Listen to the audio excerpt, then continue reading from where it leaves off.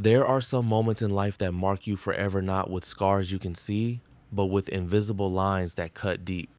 For Boma, that moment came inside a cramped, dimly lit hospital ward that reeked of antiseptic and despair. The metal fan above creaked as it spun lazily, barely moving the thick air. Fluorescent lights flickered overhead. Nurses moved like ghosts past her, whispering, glancing in sympathy but never stopping. They had seen too many like her, too many daughters watching their mothers fade away, clinging to hope that no longer existed. 17-year-old Boma sat by her mother's bedside, her fingers tightly wrapped around the frail, pale hand resting on the bedsheet. Her own hand trembled, the skin dry from washing, cooking, praying, living a life far too heavy for a girl her age. Her mother had always been strong, a single parent, a tailor, a woman who laughed even when her eyes were tired, who sang Igbo hymns while frying akara in the mornings. Mama Ngozi was warmth, faith, and resilience bundled into one, but now she was reduced to bones and shallow breaths, her once vibrant face hollow and lined with pain. Boma, my daughter. Her voice was barely a whisper. I'm here, Mama, Boma said, her voice cracking. She leaned forward, pressing her forehead to the back of her mother's hand, willing her own life into the woman lying still beneath the white sheet. Her mother didn't respond. Her eyes fluttered open for a brief second, and she gave a faint smile. That smile. Even in her final hours, she tried to comfort her daughter. Tears streamed down Boma's cheeks. Please don't go. Not yet. I still need you. I'm not ready. But death doesn't ask if you're ready. Boma had slept on the hospital floor for 6 nights straight, refusing to go home, barely eating. Each night she'd hoped for a miracle, something to shock her mother's system back into life. But miracles were expensive in this hospital, and hope was sold by the hour. Doctors had said it was cervical cancer, stage 4, too advanced, too aggressive, too late. They talked in medical jargon, but all Boma heard was that the woman who had raised her alone, who had sacrificed everything, was slipping away, and there was nothing she could do. That morning the sun was just beginning to rise, casting a faint gold light through the cracked glass window. Birds outside chirped unknowingly. Life continued. But inside that room, Boma watched her mother take one final breath, a weak, rattled gas band, then silence. At first, she didn't understand. She waited for the next rise of the chest. Waited, nothing. Her heart started racing. Mama, she called, her voice rising in panic. Mama. She shook the fragile body, praying it was just sleep, just a faint spell. But the stillness was too complete, the silence too loud. No, no, no, no, she sobbed, clutching her mother's hand, kissing it, crying into it. You promised you wouldn't leave me. You said I would finish school. You said you'd sew my wedding gown. The nurse entered moments later and saw her crumpled over the bed. She approached slowly, gently lifting Boma away. She's at peace now, the nurse whispered. But peace wasn't what Boma felt. She felt like a part of her had been ripped away, like she was falling into a dark hole with no bottom. A sheet was drawn over her mother's face. Boma collapsed onto the hospital floor, her back against the wall, knees tucked into her chest. She wept until her body ached. The rest of the day blurred into fragments. Hospital paperwork, hushed phone calls, the arrival of her father cold, tired, distant. He didn't cry, didn't hold her. He stood at the foot of the bed, nodded once, and muttered, "She's gone." Then he walked away to sign the release forms. Boma followed like a ghost. The burial happened 2 days later. The family had no money for an elaborate ceremony. A wooden coffin, a rented canopy. Neighbors gathered, some out of sympathy, others out of obligation. Women from church sang off-key hymns. The pastor gave a short sermon. God giveth and God taketh away, he said. But to Boma, It felt more like God had taken everything and left nothing in return. As the coffin was lowered into the earth, Boma stood alone, her arms folded tightly around herself. The sky was cloudy, matching her mood. Her lips trembled, but she refused to cry publicly. She had done enough crying behind closed doors. She watched the first handful of soil fall on the coffin. It hit with a soft thud, final, heavy, real. She didn't just bury her mother that day. She buried her comfort, her safety, her innocence. The house they once shared felt colder without her mother's presence. The curtains were still drawn the way Mama used to like them. Her sewing machine sat by the corner, silent, the thread still looped through the needle. A half-finished blouse lay folded on the table her last customer's order. Boma would sometimes sit in her mother's chair and just stare. No one asked if she was okay. Her father stayed away most nights, sometimes not returning until the early hours, smelling of cheap beer and strange perfume. When he was home, he barely spoke. He had buried his wife and his emotions together.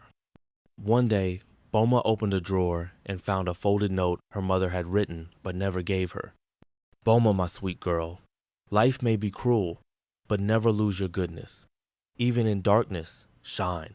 Promise me that. She held it to her chest and wept silently. She was only 17, but she felt 40. It was exactly 1 year since Mama Ngozi died. 1 year since Boma had heard her mother's voice, felt her arms around her, smelled her lavender oil in the hallway. But instead of healing, the ache in her heart had grown sharper, deeper, like a wound that refused to close. Each morning she woke up, hoping to hear her mother humming softly as she prepared tea or ironing clothes while listening to her favorite gospel cassette. But the house had been silent, lifeless. Until that day, Boma had returned from the small tailoring shop where she now worked part-time. Her mother's old friends had helped her get the job, out of pity mostly. She was tired and dusty, her feet aching from walking long distances under the sun, her stomach growling from skipping lunch. She opened the wooden front door with a rusty key as usual, but the smell that greeted her wasn't the usual scent of dry dust or expired insecticide. It was foreign, sweet, strong, perfume. A strange woman sat on the settee in their small living room, her crossed legs adorned in expensive heels, her long artificial nails tapping rhythmically on the side of a wine glass filled with Fanta. She wore a fitted blouse with bold jewelry, her lips coated in a bright red lipstick that almost startled Boma. On the table beside her was a handbag that looked like it belonged in a magazine thing, like the secondhand nylon purse Boma carried every day. "Good afternoon," Boma greeted, her voice tentative, confused. The woman barely looked at her. She sipped from the glass and gave a half smile that didn't touch her eyes. Boma stood awkwardly at the door, unsure if she should enter or wait outside. Before she could say anything else, her father walked in from the backyard. "Boma," he said, as if nothing unusual was happening. "This is Madame Isioma. She'll be staying with us." Boma blinked. "Staying with us?" Her father cleared his throat. "We got married last week." Boma's heart dropped. "What?" "I didn't think I needed to consult you before making my own life decisions," he added sternly. "She's your new mother now. Treat her with respect." Boma opened her mouth, but no words came. Her mind raced. Married? When? How? Why? Her father hadn't mentioned even once that he was seeing someone. Was this woman the reason he had been staying out late, smelling like unfamiliar perfume? And how could he marry someone barely a year after Mama's death? Mama's things were still in the house. Her wrapper still hung behind the door. Her sewing machine still sat in the corner. This wasn't just betrayal, it was erasure. Isioma walked around the house like she already owned it. Within the first week, she had changed the curtains, thrown away Boma's mother's cooking pots, and repainted the sitting room. The first thing to go was Mama Ngozi's framed photograph from the living room wall. When Boma tried to protest, her father simply said, "Don't be childish. We need to move forward." But Boma didn't want to move forward if it meant forgetting her mother. Things got worse quickly. Isioma took over the kitchen, the finances, and eventually the discipline. If Boma got home 5 minutes late, she was slapped. If she forgot to sweep the corridor, she was shouted at. And if she dared to complain, "You're lucky I even let you sleep under the same roof," Isioma would hiss. "A bastard child like you should be in the streets." "I'm not a bastard," Boma once whispered, eyes filled with tears. "My mother was a good woman." Isioma had slapped her so hard that day her ears rang for hours. Her father, once a calm and loving man, was no longer the same. Isioma had sunk her claws into him, and now he barely said 2 words to Boma unless it was to scold her. Whenever Boma tried to tell him about the way Isioma treated her, he brushed her off. "You're always exaggerating. She's trying to bring structure into this home. Stop behaving like a spoilt child." Spoilt? Boma wanted to laugh bitterly. There was nothing spoilt about her life. She ate only when she had finished all her chores. She washed her clothes in the compound at night to avoid Isioma's insults.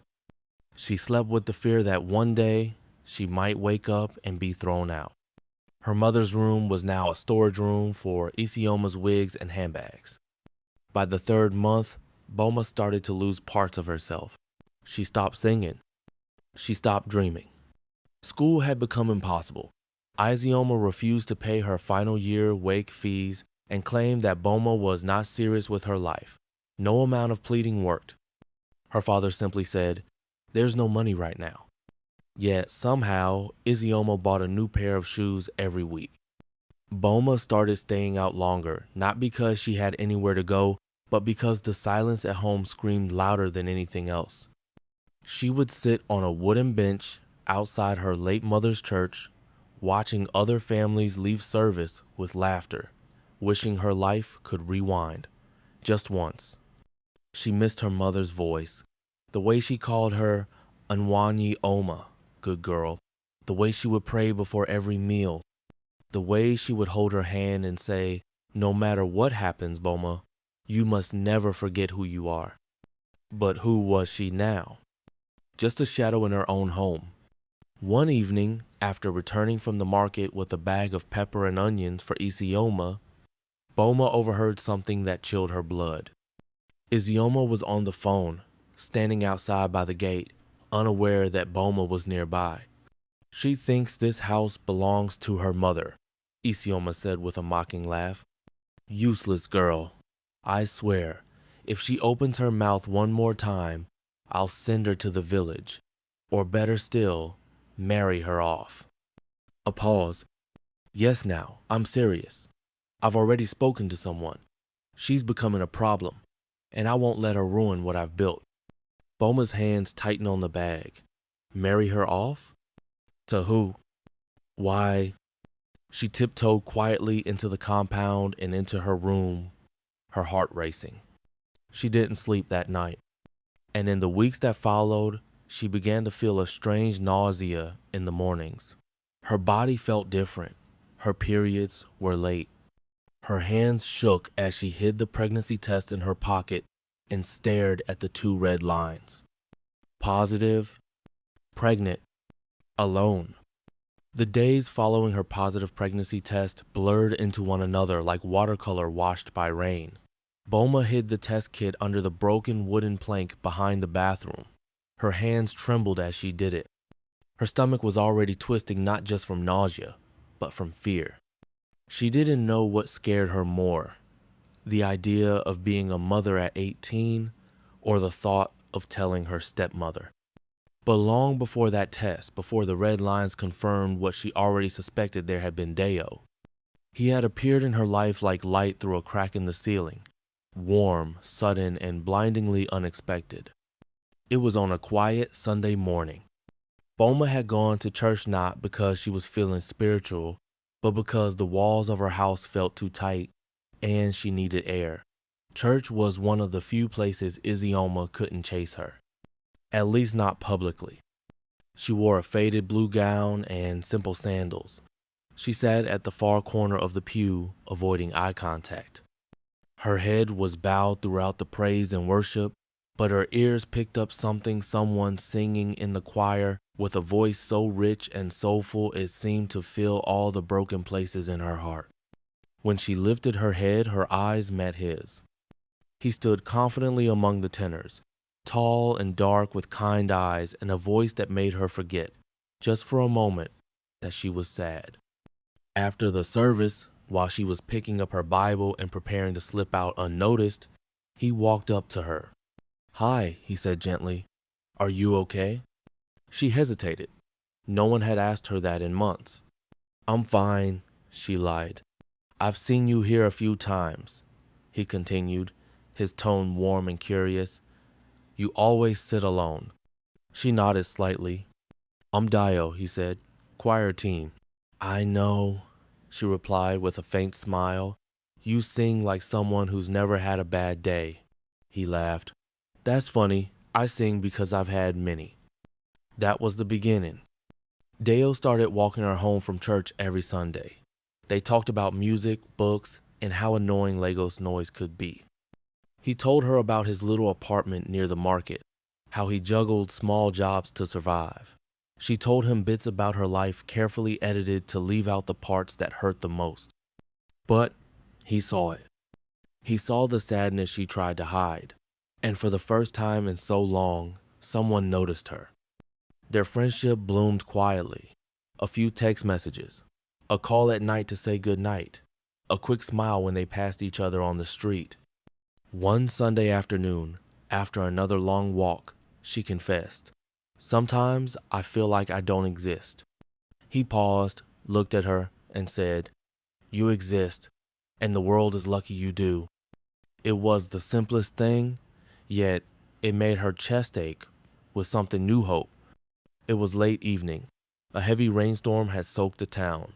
Boma came home shivering, drenched, only to be met by an angry Izioma shouting about mud on the floor and walking in like a wild animal.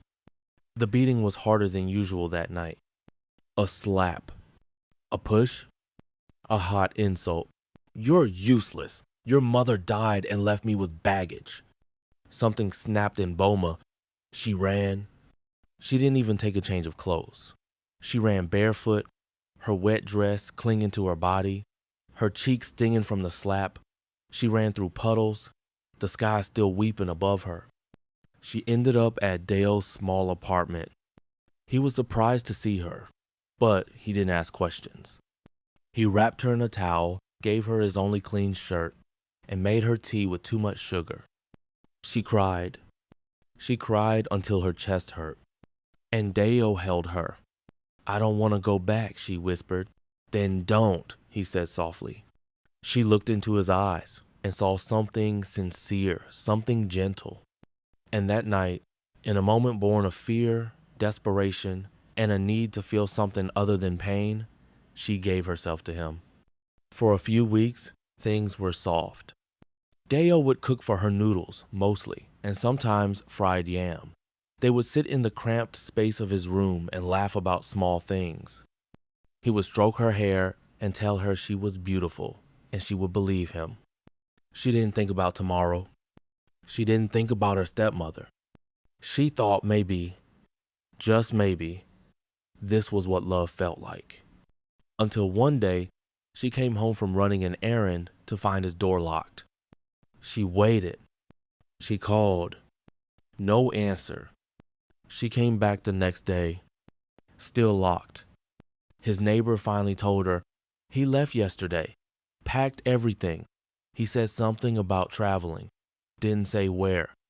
Just like that, he was gone. No note, no goodbye, no explanation. And just days later, the nausea began. When the 2 red lines appeared on the stick she bought secretly from the pharmacy, her first reaction was disbelief. Then came dread. She sat on the edge of her mother's old bed and whispered, "No, please, no." But reality didn't care about her whispers. She was pregnant and alone.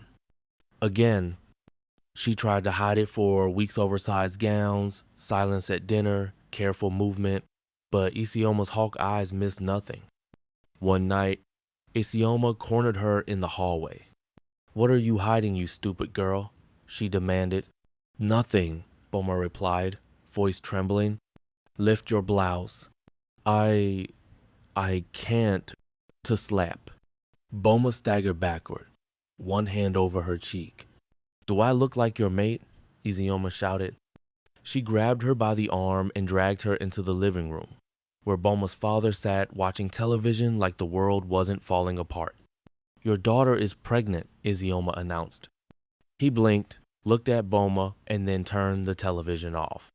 "Is it true?" he asked, voice calm like a stone. Tears welled in her eyes. I didn't plan it." Another slap, this one from her father. "Disgrace, shame. You've brought dishonor to this family." In the following days, things got worse. She was locked in her room.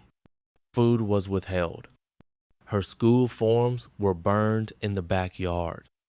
And one evening, Isioma came in smiling too sweetly. "You will marry someone," she said. "A man who will take care of you and that bastard child." Boma's heart sank. "Who?" "You'll meet him soon. But just so you know, he's homeless." Boma gasped. "You're throwing me away?" she choked. Isioma leaned in, her voice cold. "You were never wanted. I'm just making that official." They came for her on a Sunday afternoon. It was raining again. Not the gentle kind of rain that cools the air, but the angry, noisy type that made the roof sound like it would collapse. Boma had been lying on the floor in the corner of her room, curled up with an empty stomach and a heart heavy with questions. Her belly had started to form a slight curve, now small but visible. The growing child was a ticking clock, reminding her that she had no plan, no money, and nowhere to run. The door burst open. It was Isioma. "Get up." Boma sat up slowly. "Why?" "You're leaving this house today." Her eyes widened. Where am I going?" Isioma didn't answer. She threw a nylon bag on the floor containing 2 faded gowns, a scarf, and a tattered pair of slippers. Her father appeared behind Isioma, his face unreadable. "You've become a burden," he said. "We found someone willing to take you in." "Take me in?" she repeated. "You'll marry him. He knows you're pregnant." "Marry?" she choked. "Just like that? You're throwing me away like garbage?" "If you had behaved yourself," Isioma snapped, "you wouldn't be in this mess." Boma shook her head. "I won't go. I don't even know him." "You don't have a choice," her father said, his voice final. And that was it. She was dragged out of the house like a prisoner. No neighbor interfered. No one asked questions. Everyone just watched the drama unfold like a familiar episode. They drove for a long time. Not in a car, but in a rickety Kekenapep that rattled every time it hit a pothole. The driver didn't speak. Isioma sat beside her with folded arms and a smug expression. The journey ended near a railway track.